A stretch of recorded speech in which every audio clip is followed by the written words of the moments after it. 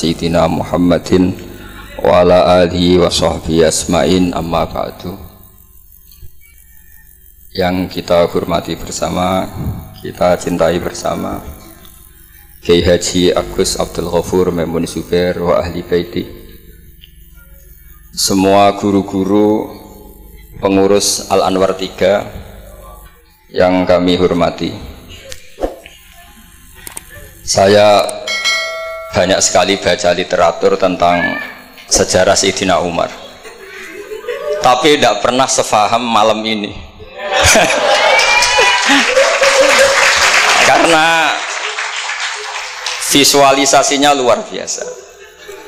Saya hanya kecewa dengan Abu Jahal.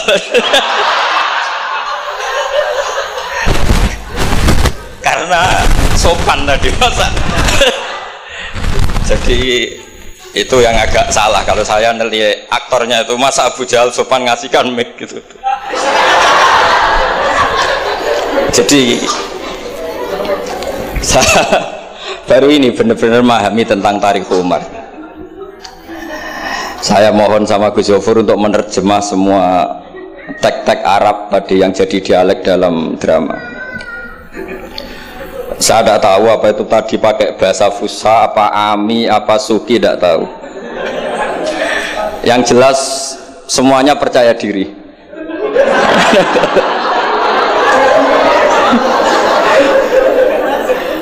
Saya itu masih ingat cerita guru saya ketika masih sekolah, masih kecil.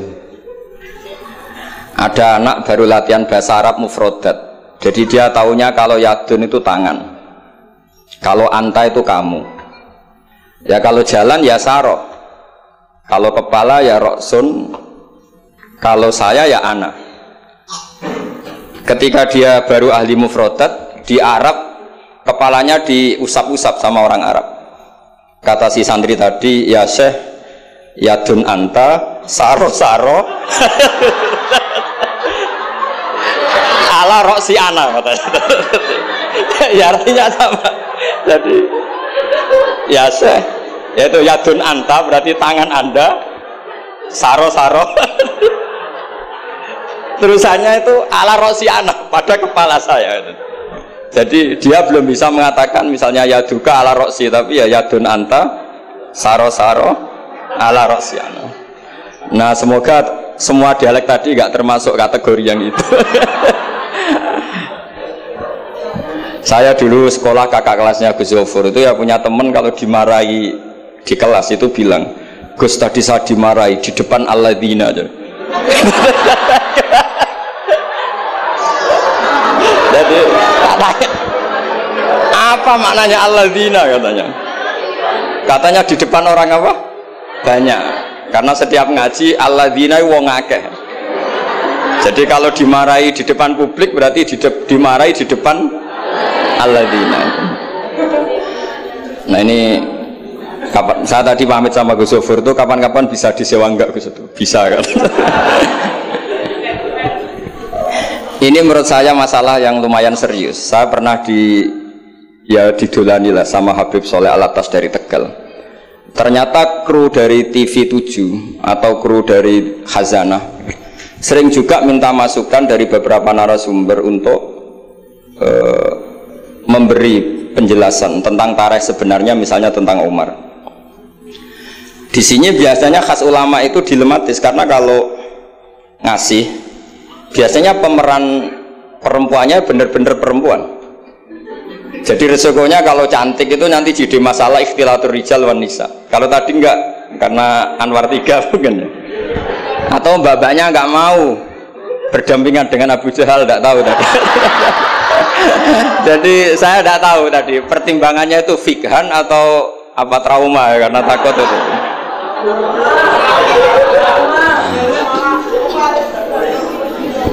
Para adik-adik santri yang saya cintai, saya bersyukur sekali karena saya biasanya nggak pernah mengacara mau itu hasanah, ini mutor ya, karena yang merintahkan guru kita yaitu Kiai Haji Agus Abdul Ghafur. Begini, saya punya usul pada anak-anak. Saya bagaimanapun sangat mencintai Pondok Al-Anwar. Saya usul sama anak-anak, terutama yang putra ya. supaya tetap menghafal fikih. Jadi kalaupun ditakdir nggak bisa berbahasa Arab kayak tadi, kayak Abu Jahal dan siapa tadi, Sayyid Hamzah dan sebagainya, setidaknya menghafal ahkam fikih, al-ahkam al-fikih. Jadi saya mohon muhafadzahnya itu tidak hanya Quran lafdzan wa tilawatan, tapi menghafal ahkam. Ini penting sekali karena kelebihan kita di kampus. Ini pengalaman saya kerja di kampus. Keunggulan kita adalah kita ini hafal kepastian hukum fikih. Jadi misalnya Kangkang harus hafal meskipun nggak bisa baca teksnya, kalau iddatul mutafa'an hazaujuha itu arba'ata asyuri wa asyra. Kalau dia min dawatil hamli wa ulatul ahmali ajaluhunna ayyatuna hamlahun dan sebagainya dan sebagainya. Ini penting sekali karena ternyata yang saya baca, beberapa orientalis atau beberapa orang barat itu masuk Islam itu karena Islam itu dianggap hukumnya itu detail, termasuk mengatur pernikahan, perceraian, tata kelola ekonomi, tata kelola negara dan sebagainya dan sebagainya. Saya pernah ditanya menyangkut ekstremis. Kalau dalam bab dosa besar misalnya, akbarul kabair ba'dal isyrak billah adalah qatlul mu'min. Jadi dosa terbesar setelah isyrak billah adalah qatlul mu'min, membunuh orang mukmin. Lalu pertanyaannya adalah, kita hidup di negara Indonesia yang penjahatnya ya mukmin atau muslim, yang kadang premannya juga mukmin juga muslim. Lalu kalau kita membela diri duel gitu dengan penjahat, lalu kita akhirnya membunuh si penjahat tadi, apakah masuk ayat wa may yaqtul mu'minam muta'ammidan karena dia orang mukmin? Jawabannya adalah kitab fikih itu menyediakan bab namanya kitabus siyal, bahwa mangkutila duna mali fahuwa syahid, mangkutila duna ahli fahuwa syahid. Orang yang duel dengan penjahat kemudian dia mati adalah dia mati syahid. Dan dia kalau terpaksa membunuh, tentu ada aturan-aturannya ya, dengan tartib yang ditentukan di kitab-kitab fikih. Itu penjahatnya damnya itu muhaddar, sehingga dia tidak kena kisos si sahibul bait tadi yang punya rumah tadi. Sehingga dengan fikih-fikih yang detail saya harapkan santri sarang, karena dulu Mbah Zubair itu ma'ruf bil faqih ya. Saya sering kalau ngajar cerita bahwa misalnya Gus Zofur ngaji sama Mbah Mun ngaji sama Mbah Zubair ngaji sama Mbah Fakih Mas Kumambang, Mbah Fakih ngaji sama Mbah Mahfud Termas. Lah Mbah Mahfud ini muridnya Sayyid Abi Bakar Sato, Sohibul Li'anah. Sayyid Abi Bakar Sato punya kakak namanya Sayyid Umar Sato. Itu dulu kiainya mbahnya Mbah Mun itu, Ahmad Syuaib. Itu dulu berwasiat kalau gojlok adiknya Sayyid Abi Bakar Sato yang punya kitab I'anah itu, serana gunane mulang kitab gede-gede, yang penting apal kan. Akhirnya kita ini korban konsepnya Sayyid Umar, jadi disuruh muhafadzah. Karena memang harus hafal, jadi mahfudot. Saat tadi jagoan sama Gus Zofur, apa ingat ketika dulu muhafadzah? Karena kalau kita muhafadzahnya alfiyah itu gurunya bisa kita akali. Kalau kita pura-pura guru itu biasanya malu nyemak pakai kitab karena dikira nanti tidak hafal. Akhirnya murid-murid tahu, mesti gebut ya Gus, enggak mesti bingung. Jadi ada trik. Ya akhirnya betul anak-anak digebut terus gurunya semuanya terus wes, pun Pak. Jadi bisa diakali juga, akhirnya ya lolos. Terus cerita kedua ini kisah nyata. Saya dulu itu dengan Gus Zofur musyawarah, Fathul Mu'in, macam-macam. Pernah digojlok sama bapak. Aku masuk krungu kon alim fikih sampai Gus Zofur makili Anwar, tapi aku ora percaya kon iso jawab pertanyaanku. Napa Pak? Itu ada seorang imam lupa baca Fatihah, langsung baca Sabbihisma rabbikal a'la. Kemudian makmum bilang subhanallah. Karena si imam tadi hanya hafal tadi 3 juz tadi. Itu enggak pede. Ganti wadduha. Wadduha makmumnya masih bilang subhanallah. Akhirnya ganti surat yang dia pasti benar, yaitu ganti kulhu. Karena dia dikira kalau surat panjang itu salah. Akhirnya diganti kulhu masih subhanallah. Lalu makmum tahu ini nggak ada solusinya kecuali dijelaskan secara jelas. Orang mau coba Fatihah.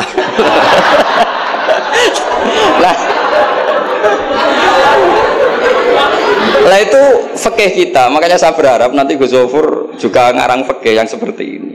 Apakah yang seperti itu membatalkan sholatnya makmum? Karena darurat. Hanya subhanallah nggak memahamkan. Dia mau tidak mau harus ngomong. Kalau masalahnya itu tidak baca Fatihah. Nah, ini nanti supaya jadi fasul masalahnya Anwar 3 itu kalam ini termasuk membatalkan apa? Enggak.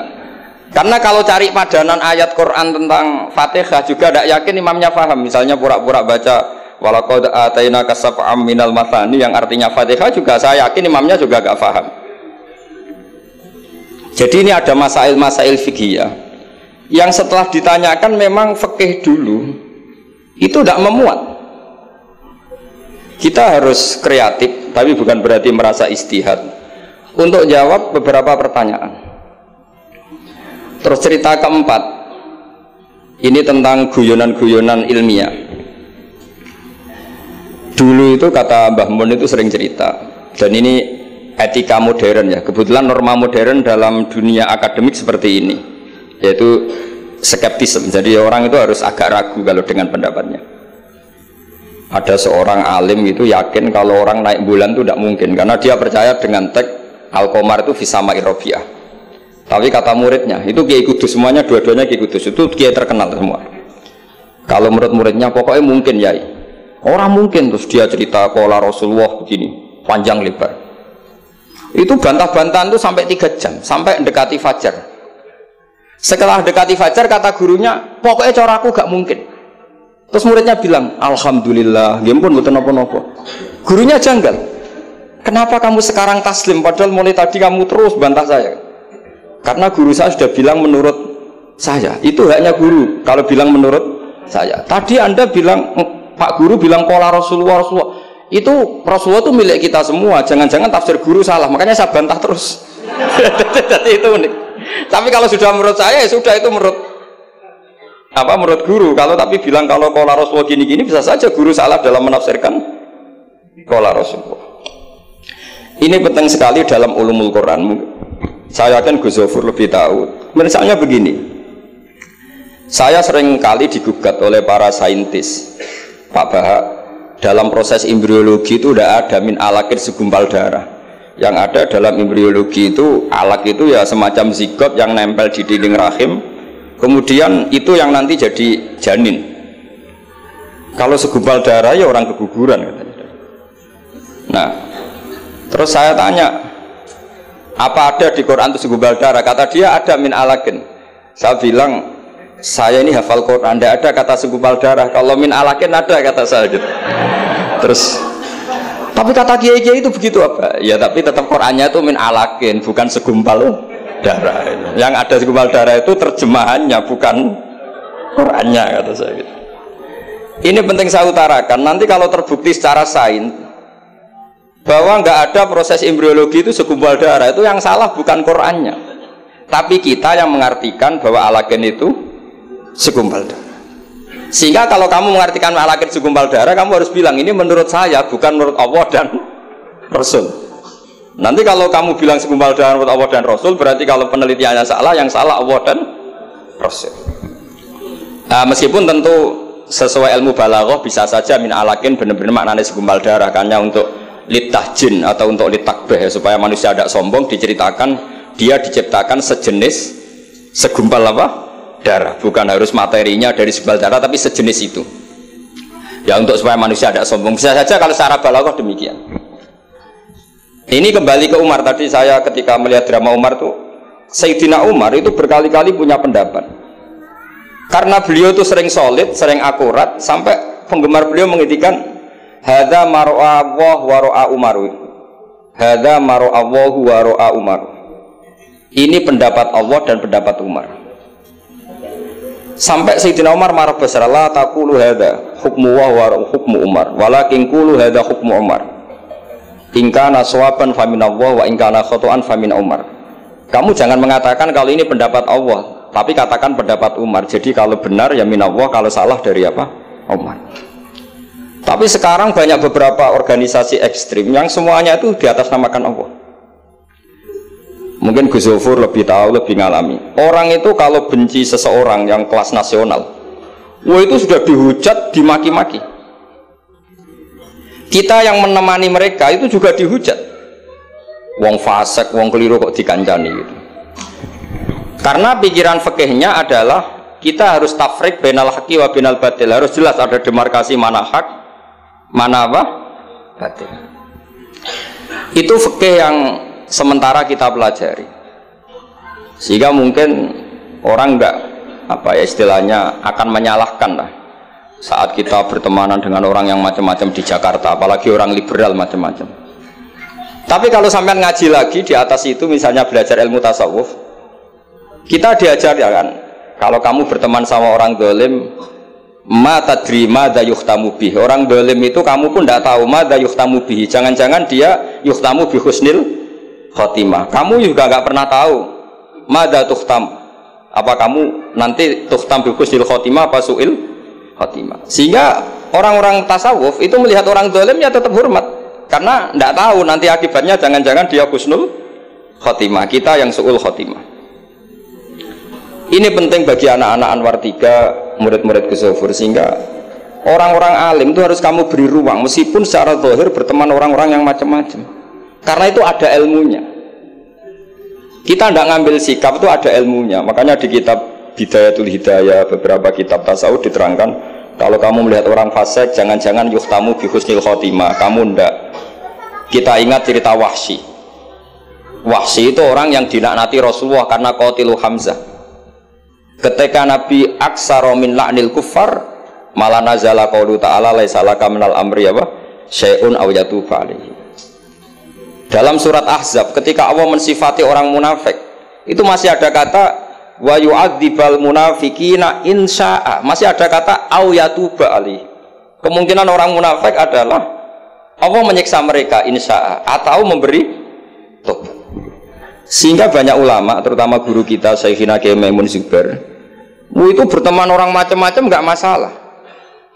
Dan kadang-kadang banyak menimbulkan kekecewaan. Ini nanti nggak ada tafrik bainal haqqi wa bainal batil. Nah, saya akan menjelaskan di sini bahwa itu ada ilmunya. Ada ilmunya. Banyak orang sing la'anahu Rasulullah. Bahkan da'a alaihi Rasulullah, kayak Wahsy, kayak Khalid bin Walid. Kaifa yuflifu qaumun fa'alu bi'aihim hakadha. Zaman itu binabihim hakadha. Yaitu ketika Rasulullah perang Uhud itu syujja wajhuh wa kusirat rubaiyatu wa udmiyat lisatu. Ketika Nabi babak belur wajahnya, kata beliau, kaifa yuflihu qaumun fa'alu binabihim hakadha. Tapi apa yang terjadi? Justru Khalid bin Walid itu masuk Islam. Wahsy qatilu Hamzah juga masuk Islam. Sehingga saya meskipun punya sikap, tentu saya sebagai orang punya pilihan gaya hidup. Mungkin saya nggak akrab lah kalau sama misalnya Mas Nusron itu. Tapi kalau Gus Zofur akrab. Tapi saya menghormati, itu pasti ada ilmunya. Saya jaga jarak ya ada ilmunya. Gus Zofur berteman juga ada ilmunya. Nah, ini yang saya harapkan dari Anwar 3. Mohon ilmu ini diperkuat, karena basis terkuat peradaban adalah ilmu. Ilmu menyediakan segalanya. Saya masih ingat Gus Mek Peloso itu akrab sama bapak saya karena beliau senang semaan. Kebetulan pendiri semaan Jantiga itu bapak sama Gus Mek. Jamiyah anti koler dulu awalnya. Selama-lama diganti Mantap, terus di era putra-putranya diganti Dzikrul Ghafilin. Itu kalau jagungan sama bapak itu beliau bilang intinya begini. Iya, nahi mungkar, kenal era gelem kok nahi mungkar.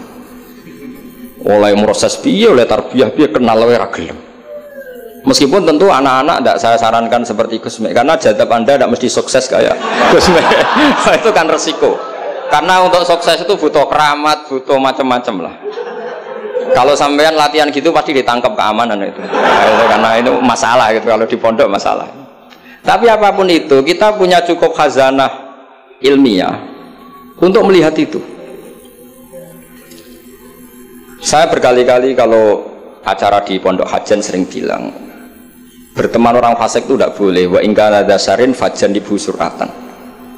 Kalau berteman orang fasik itu nggak boleh, karena nanti ketularan fasik. Tapi kalau dibalik, pertanyaannya dibalik, Mbah niki membina orang fasik. Dan di antara membina tentu prosesnya itu berkawan macam-macam. Kalau dibalik itu menjadi haram apa halal? Bukan dibahasakan berteman orang fasik, tapi membina orang fasik. Ini penting saya utarakan karena khazanah kita itu banyak. Saya berharap ulumul Quran di sini sampai yang seperti itu. Saya beberapa kali belajar kitab Hayatus Sahabah. Di situ ada satu aplikasi Ahkam Al-Quran, baik yang fiqhud dakwah maupun fiqhul ahkam. Saya di situ yang paling saya kenang adalah cerita-cerita misalnya termasuk yang dikutip Habib Zain bin Semit dalam kitab Al-Manhajus Sawi. Suatu saat ada ustadz itu, saking semangatnya nahi mungkar karena si Harun Rasyid sering salah, didatangin. Kata si ustadz tadi, inni nasihun lak famusyaddidun alika fala tajidanna fi nafsika aliyya syai'an. Saya akan memberi nasihat Anda, tapi saya agak ekstrim, agak keras. Mohon kamu jangan tersinggung, Anda jangan tersinggung. Anda ya Amirul Mukminin jangan tersinggung. Tapi apa kata Amirul Mukminin Harun Ar-Rasyid? Uskut ya jahil, kamu ustadz bodoh. Terus fa inna Allaha ta'ala qad arsala man huwa khairun minka ila man huwa syarrun minni. Ini saya terpaksa bahasa Arab karena tadi takut kalah sama Abu Jahal tadi. Jadi ini mohon sekali, ini kompetisi. Jadi kalau Abu Jahal saja bisa bahasa Arab, masa saya kiai tidak bisa bahasa Arab. Jadi saya tadi itu ya kan di Abu Jahal saja bisa bahasa Arab, fasih lagi tadi. Yang saya kecewa dia sopan ngasihkan mic tadi. Duduknya sudah benar, gak sopan tadi. Sudah benar, jadi memerankan Abu Jahal memang harus gak sopan. Tapi semoga berakhir nanti diteruskan jadi Abu Jahal repot. Nah ini kata Harun Ar-Rasyid. Inna Allaha ta'ala qad arsala man huwa khairum minka ila man huwa syarrun minni. Wa ma'a dzalika qala ta'ala faqula lahu qawlan layyinan la'allahu yatadzakkaru aw yakhsha. Tentu kita tahu Allah mengutus Musa dan Harun, atau Musa saja yang populer. Musa itu man huwa khairun minka, tentu Musa itu lebih baik ketimbang Anda. Ila man huwa syarrun minni, tentu Fir'aun itu lebih buruk ketimbang saya. Itu saja masih ada aturan faqula lahu qawlan layyinan. Kamu harus ngomong yang halus. Kok kamu dakwai saya mau pakai kasar? Akhirnya si Fasakata tadi yang gurunya langsung ustadz, yang ustadz tadi langsung diam dan ngakui kalau Harun Ar-Rasyid lebih alim ketimbang dia. Nah saya harapkan nanti ulumul Quran di setai 3 itu tidak sekedar mengenali mufrodat, tapi mengenali makna terjemah, juga makna yang bisa disimpulkan dari ayat-ayat Qur'aniyah. Sehingga nanti keyakinan saya ya, apapun berubahnya zaman, nanti Quran itu tetap bisa dibaca kalau cara maknani seperti itu. Tapi kalau Anda maknani mufrodat, resikonya adalah mufrodat yang disebut itu kadang sudah tidak ada. Yaitu tadi misalnya wal khayla wal biwala wal hamira litarukabuha wasina. Tentu sekarang kita naik Innova, kita naik mobil, bukan naik khayl, bukan naik biwala. Tapi kalau dimaknani secara tadi, pokoknya ada markup, ada tunggangan yang kita naiki, ada tunggangan, dan kalau kita dapat nikmat tunggangan itu kemudian kita syukur litaslawu ala duhuri, ya yang penting sumatat guru nikmata rabbikum. Ini penting saya aturkan karena saya berkali-kali berdebat juga. Kalau di kota itu kan ada dialog, bahkan ini mungkin Gus Zafur lebih tahu ya, saya pernah di UI itu pernah disurati sama Masjid Mujahidin Indonesia. Di situ diterangkan kalau sekian terjemahan Kemenak itu salah sekian, miliknya UI salah sekian. Di antara yang diundang itu saya, dianggap makili UI. Tapi apa yang terjadi? Mereka itu karena maknani itu pakai mufrodat, tidak mau pakai ilmu balaghah, tidak mau pakai analisis-analisis yang harusnya terjadi dalam ulumul Quran. Saya punya contoh demikian. Saya sering belajar kitab namanya kitab Ar-Risalah, karangannya Imam Syafi'i ketika sering surat-suratan sama Abdurrahman bin Mahdi. Kata Imam Syafi'i, Quran itu lisanul Arabi, dan lisanul Arabi itu awsa'ul lisanan, lisan yang paling luas. Sehingga ketika beliau ditanya, kenapa Anda mewajibkan tolabul ma, mencari air ketika orang harus tayamum di perjalanan? Terus Imam Syafi'i menjawab, falam tajidumaan. Kemudian kalian tidak menemukan air. Itu baru fatayammamu sha'idan thayyiban. Beliau dengan enteng mengatakan, la yuqalu liman lam yatlub lam yajid. Orang yang belum pernah mencari tentu tidak bisa dikatakan tidak menemukan, tapi tidak tahu namanya. Jadi kalau dikatakan tidak menemukan pasti ba'da sabqit tolab, setelah mencari. Kalau belum mencari kok mestinya tidak tahu, bukan bisa dibahasakan tidak menemukan. Nah, saya berharap anak-anak ini karena ditunggui Mbah Mun yang ma'ruf dengan tafsirnya Gus Zofur. Karena Mbah Mun itu murid Said Alawi. Said Alawi punya karangan Takrirat Faidul Khobir yang dikarang Said Alawi dengan Habib Abdurrahman Al-Musawa kalau nggak salah, yang nyarain agamanya Syekh Zamzami. Dulu saya belajar itu juga sama Gus Zofur karena dulu yang ngajar Mbah Mun sendiri. Saya juga sering menerima keluhannya Gus Zofur di Jakarta, di mana-mana orang analisis Quran itu tidak pakai ilmu balaghah. Ini repot sekali. Karena kalau kita tidak pakai balaghah maka al-adat yufidul hasra. Kalau dalam kaidah usul fikih al-adat la yufidul hasra. Ketika Allah pakai kata hitungan itu belum pasti hasr. Jadi taruh saja misalnya begini, ini yang kisah nyata dalam hadis sahih. Ketika Rasulullah itu memintakan maaf sama orang munafik, terus kata Allah mengingatkan intastaghfir lahum sab'ina marratan fala yaghfirullahu lahum. Kata Nabi, jika 70 tidak bisa dimaafkan, wa sa'azidu ala sab'in. Ya sudah, saya tambahi lebih dari 70. Ternyata sama Allah didhawuhi, maksudnya tidak gitu. Kamu mintakan ampun untuk orang munafik maupun tidak, sama-sama tidak saya ampuni. Sehingga terus ada kaidah al-adat la yufidul hasr. Ini penting dalam ulumul hadis atau ulum usul fikih. Karena kalau nuruti adat, Nabi sering dawuh misalnya man shallal bardan dakhalal jannah. Orang yang sholat pada waktu dua dingin yaitu subuh dan asar dakhalal. Terus kamu mau tidak sholat zuhur misalnya dan sebagainya dan sebagainya. Nabi sering menyebut kebenaran, misalnya kebaikan adalah ini.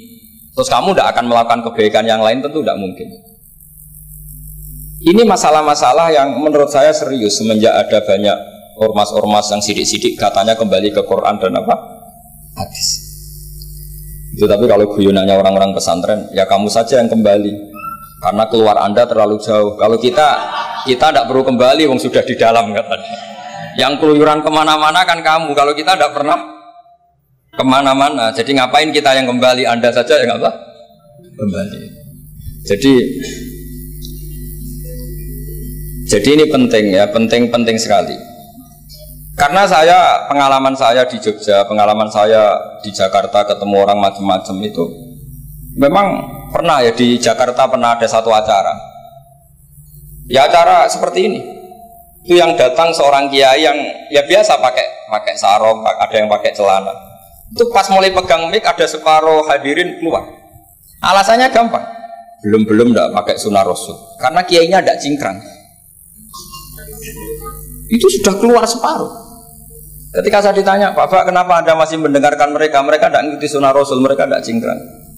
Kata saya gini, Rasulullah itu hafal Quran dan saya kebetulan saya hafal, jadi saya sudah mengikuti sunnah Rasul. Jadi kalau Anda ingin sunnah Rasul kayak saya harus hafal Quran. Kalau motong celana itu gampang kata saya. Kalau motong celana itu gampang kata saya. Itu kan murah sekali dan mudah. Itu mikir dia. Ternyata mereka bilang sunnah Rasul itu hanya jenggot, cingkrang, wayoh bila ada tambahnya itu. Itu lah ini saya tantang anak-anak Anwar 3 supaya mengikuti sunnah Rasul yang keren, yang tantangannya berat, yaitu hafal berapa sudah di 3 juz itu. Itu saya tuh sering protes sama anak-anak. Itu nanti kalau ketemu malaikat Jibril, Anda dianggap mengikhtisar Quran. Masa Quran 30 juz jadi 3 juz. Itu kan kayak kitab Mukhtasar Jiddan, jadi dari kitab besar terus diringkas. Saya tidak bisa bayangkan kalau Anda nanti ditanya malaikat Jibril, kenapa Quran saya turunkan 30 juz jadi 3 juz. Ya tapi karena ya itu tadi, karena saya yakin Gus Zofur orang alim itu tadi kaidahnya itu malayudroku kullu la yudroku kullu. Kalau nggak bisa semua jangan sama sekali. Ini sekedar pengalaman untuk anak-anak. Kalau di pondok Quran itu sampai deres kulhu itu buatan berani. Karena dikira kayak sudah sampai 30 juz. Memang pondok Quran itu unik. Anak-anak itu bisa lanya juz 12, juz 13. Tapi juz amma itu tidak hafal. Karena ketika menghafalkan itu tidak kober ngapalkan yang juz amma. Memang hafal betul juz 7, juz 8. Tapi juz amma kadang tidak bisa. Wadduha kadang tidak bisa. Imam Mitraweh kadang tidak bisa dia karena dia usaha kober karena ngapalkan Quran itu kan berat. Pernah suatu saat saya itu tahlil jajar santrinya bapak itu. Dia tahlil kulhu. Ojo tahlil kulhu. Iku juz 30, koyo apal 30 saja gitu. Jadi untuk baca kulhu itu memang harus urut setelah melewati juz 1, juz 2 sampai juz 30. Sampai seperti itu. Gayane maca kulhu kayak wis hafal juz 30. Sehingga di pondok Quran itu nggak ada yang berani terus juz 30 karena kesannya kan sudah. Iya, jadi itu tradisi yang mungkin ya mungkin beda itu. Saya sendiri juga gak seneng kalau ada santri kok terus juz 30 itu kok melete itu kok sudah. Nah ternyata di sini saya ketemu santri-santri yang jurus juz 30 terus ini. Wah ini menurut saya ini agak masalah dalam tradisi saya ya, dalam tradisi kami. Jadi ya itu tadi karena cara pandangnya beda. Jadi cara pandangnya beda. Tapi saya berkeyakinan memang saya sering ketemu Gus Iit, adiknya Gus Zofur itu. Beliau sering cerita ke saya, Gus kalau bisa nanti sarang itu semacam kayak Islamic Center. Karena kita tahu semua kayak apa alimnya Gus Naji, kayak apa alimnya Gus Zofur, alimnya putra-putra Mbah Mun, sesuai bidang spesifikasi ilmu masing-masing. Saya sering dinasihati yai bahwa semuanya itu ada ilmunya. Tadi misalnya Anda tidak tegas sama orang fasik, itu ya ada ilmunya. Karena mungkin kita tawaduk la nadri ma yuhtamu bihi. Kita tidak tahu si fasik tadi yuhtamu bi apa, kita tidak tahu. Kita sendiri nggak pernah yakin kalau kita nuhtam misalnya bi husnul khotimah. Saya kalau di Jogja ketemu orang liberal, ketemu orang macam-macam, saya pakai ilmu itu. Tapi kalau saya ngaji di pesantren pakai ilmu at-tafriq bainal haqqi wa bainal batil. Kalau santri baik ya tak puji, kalau yang enggak baik ya. Tapi yang jelas enggak tak saboyong. Karena pondok saya bilang enggak punya adat boyong.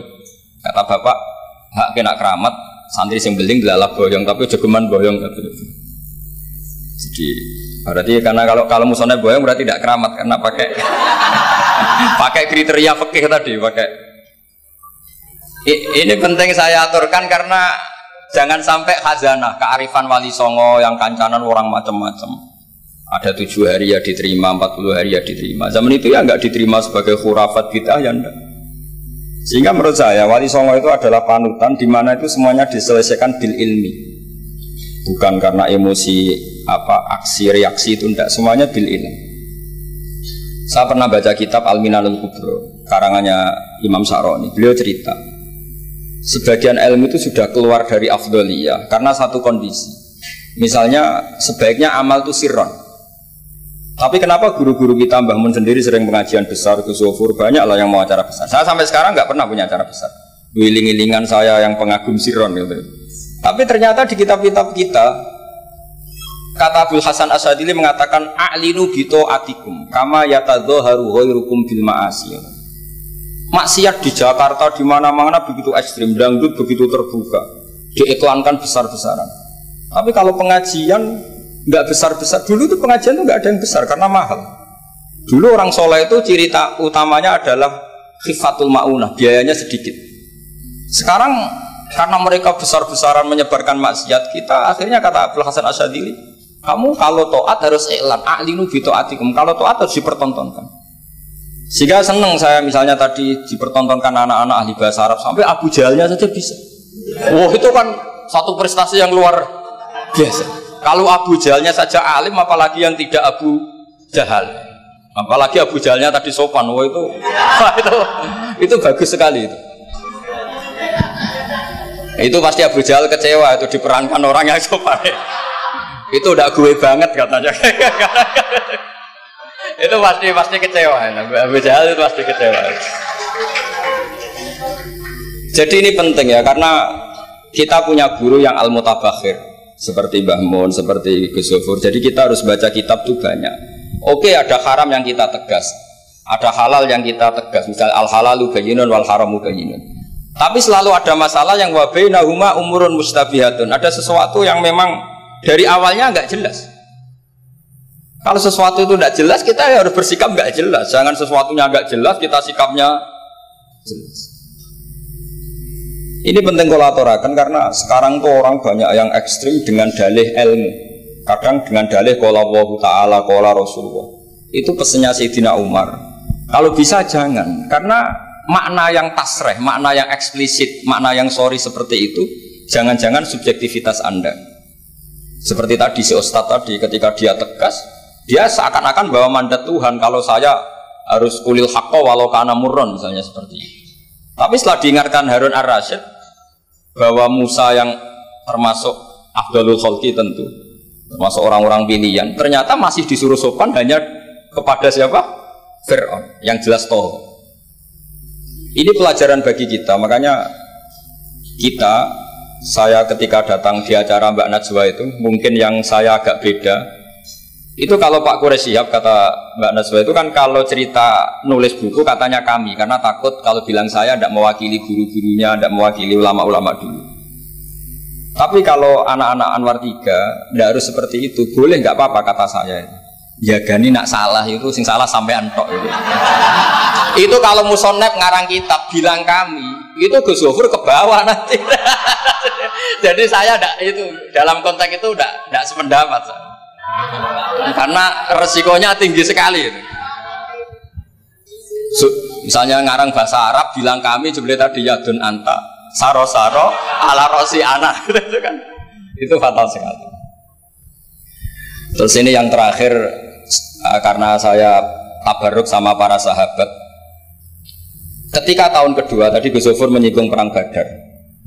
Ketika tahun kedua itu baru kedua dari Hijriyah. Itu para sahabat itu sudah banyak yang hafal Quran dan faham, padahal baru tahun kedua. Yaitu yang bawa itu Mus'ab bin Umar. Itu ketika Rasulullah mau perang Badar dan istasyar, meminta musyawarah sama orang-orang Ansor, istasyarul Ansor. Karena orang Ansor itu hanya punya kompensasi, jika engkau ya Rasulullah ke Madinah, Yasrib dulu, maka kita akan melindungi engkau sebagaimana kita melindungi nisa'ana wa abna'ana. Tapi masalahnya perang Badar itu Rasulullah harus keluar dari Madinah. Rasulullah sehingga khawatir jangan-jangan orang Ansor tidak berkomitmen dengan perjanjian itu, karena itu di luar apa? Perjanjian, karena sudah keluar dari Madinah.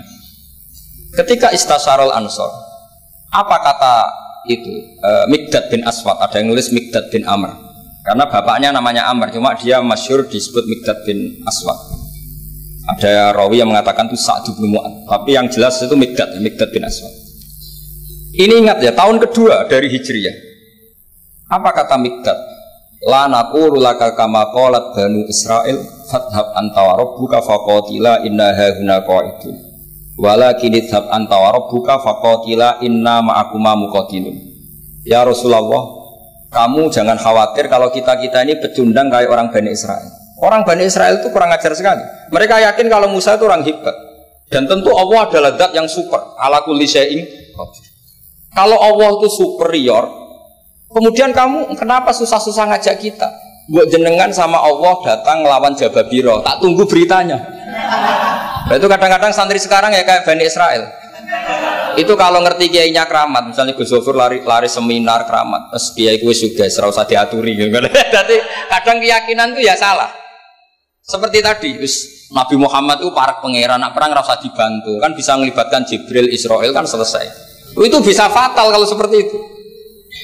Banyak loh kiai-kiai keramat ngeluh itu karena santrinya terlalu kultus keramat, terus santrinya orang mikir kiai ini buatan nyindir, fakta gitu, terus biasa mawon. Dan terus menurut saya itu tradisi yang salah. Kalau di Sidogiri itu santri yang paling miskin pun itu misalnya akhir sana, tapi nggak perlu ditiru, itu orangnya ikhlas nggak perlu ditiru. Itu misalnya santri 100 urunan 10.000-an, 20.000-an diaturkan gurunya. Karena adat Madura itu panen jagung ya gurunya punya hak, panen apa saja ya gurunya. Itu tidak nunggu kaya. Kalau adat Sarangan tidak nunggu jadi alumni, jadi kaya baru ingat kiainya. Itu kalau tepaan kiainya sudah meninggal kan terus repot gitu. Itu kata orang tadi siapa itu Miqdad bin Aswad. La naqulu laka kama qalat Banu Israil. Fadhhab anta wa rabbuka faqatila inna hauna qa'idun. Walakin idhab anta wa rabbuka faqatila inna ma'akuma muqatilun. Tapi silahkan ya Rasulullah, engkau berangkat. Kita akan mengikuti engkau ikut perang. Artinya apa? Mereka bisa memahami Quran meskipun itu kisah tentang Bani Israel. Mereka tahu sindiran Quran, mental yang benar kayak apa, yang salah kayak apa. Dan itu yang ditiru kitab Fathul Mu'in. Misalnya kitab Fathul Mu'in menulis begini. Misalnya ya, waktu sannu misalnya as-sholat binasatin atau wa yusannu nasatun di sholatin. Disunatkan kalau mau sholat itu sumringah, kelihatan happy, kelihatan senang. Wa yusannu nasatun di sholatin. Terus di penjelasannya sederhana. Fa inna Allaha ta'ala dzamma li tarikihi wa qala wa idza qamu ila sholati qamu kusal.